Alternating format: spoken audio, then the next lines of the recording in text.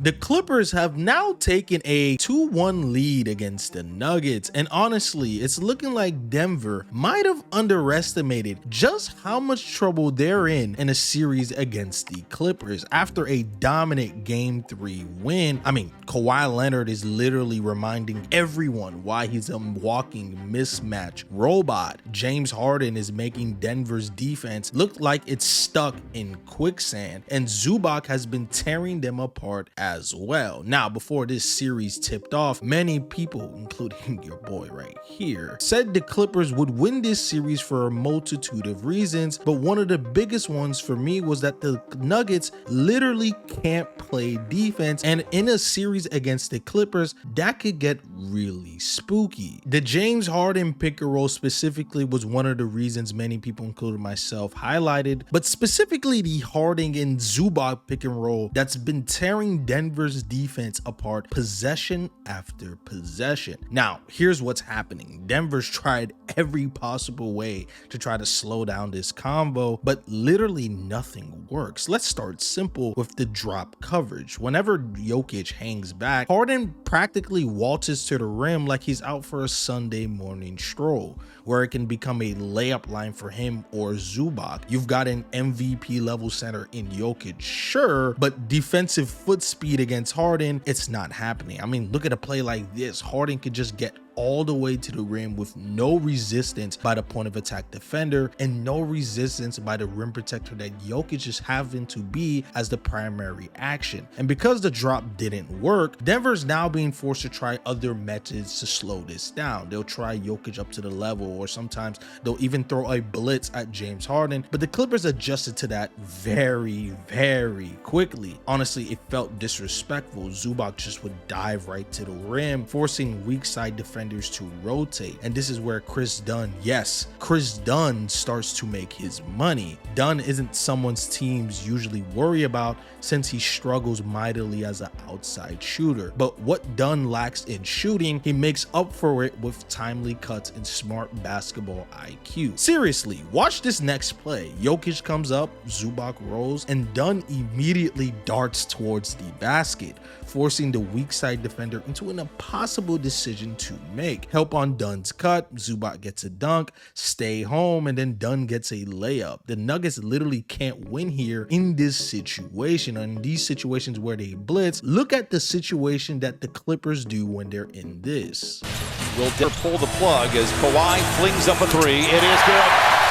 It's just too easy. And to make matters worse, Denver's perimeter defense at this point of attack is just non-existent. Losing Bruce Brown and KCP, those guys were solid defenders. For them now, they're relying on guys who haven't proven themselves to be good at that aside from Westbrook and Watson at times. So a player like Harden, who's known to isolate, has weaker defenders on him trying to slow him down. It's just not going to work, even if Harden isn't exactly the Houston MVP version of him anymore. But when he sees those Nuggets defenders trying to guard him in isolation one-on-one, it's like he's stepped onto a time machine. He's got them dancing, guessing, and just looking downright confused out there trying to slow him down. But as bad things have looked guarding the pick and roll, we need to talk about the Nuggets' other massive headache for Denver, and I'm talking about Kawhi Leonard. Aaron Gordon has honestly done about as well as you can against a guy who's practically automatic from the mid-range. But Kawhi doesn't really care how good your defense is. Seriously, it's like trying to guard a robot programmed specifically to embarrass you. Isolate him out in the elbow. Kawhi calmly rises up, and it's a bucket pretty much every single time if you don't send the right help, because if you send the help late, it won't matter. Try to push him away from his spots. Yeah, good luck with that because of how strong he is. He's just going to force himself into his spots like in this position and score anyways. And here's the crazy thing about Kawhi, he actually just thrives in these tough contested scenarios. He's hitting shots with Aaron Gordon's hand literally inches away from his face, making fadeaways look easier than most guys make free throws. And when Denver finally does send a double team, that's been the most effective way to slow him down. But the issue with this is if a player makes the smart move like Powell did late in the game and just flashes to a place that's an easy outlet to receive the ball, the double team just doesn't work.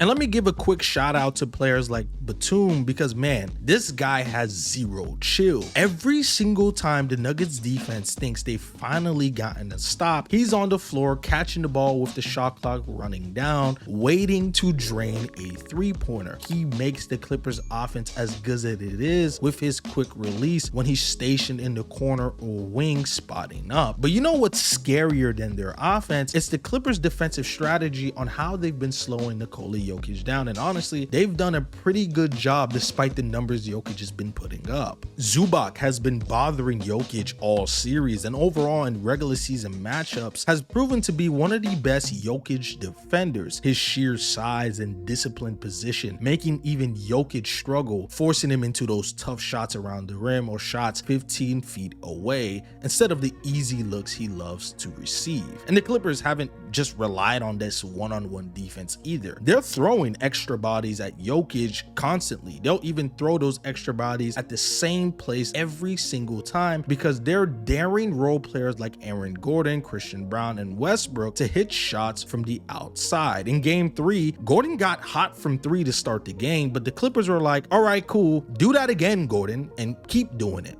Keep making those threes because they don't care. They're going to keep guarding him the exact same way every time down the floor. And so far, it's paying off. I know we've always been told that's the right play to make for Nikola Jokic, but I do believe Jokic has to get more aggressive and selfish instead and look to score in these opportunities, since these are the shots the Clippers are fine losing against. And can we talk about Ben Simmons for a second? Yes, Ben Simmons. Remember him? The guy who's been getting clowned on pretty much the entire NBA universe since that Atlanta series is playing critical playoff minutes when Zubac sits. Simmons has been taking on Jokic defensively, picking him up full court and making him work for every inch of space. Simmons' length, quickness, and defensive instincts have genuinely bothered Jokic at times, and his effort has energized the Clippers on the defensive end. Let's also spotlight Chris Dunn again, because beyond his timely offensive cuts, he's been genuinely impactful on defense, harassing Jamal Murray, forcing turnovers, and sparking transition opportunities for LA. There's been so many opportunities where he's even switched on to Nikola Jokic and done the best job a small defender can do when he does. He's a gem on the defensive end, a championship contender needs, a dude who does all the dirty work, never complains, and just makes winning plays consistently for a team that wants to win. This Clippers team is just too deep for a team like Denver so far, who struggles a ton in the non-Jokic minutes. And with a team that has so many role players like that who are so impactful, spanning all the way to the 10th man, it can help take immense pressure off guys like Harden and Kawhi, allowing them to be fresh and effective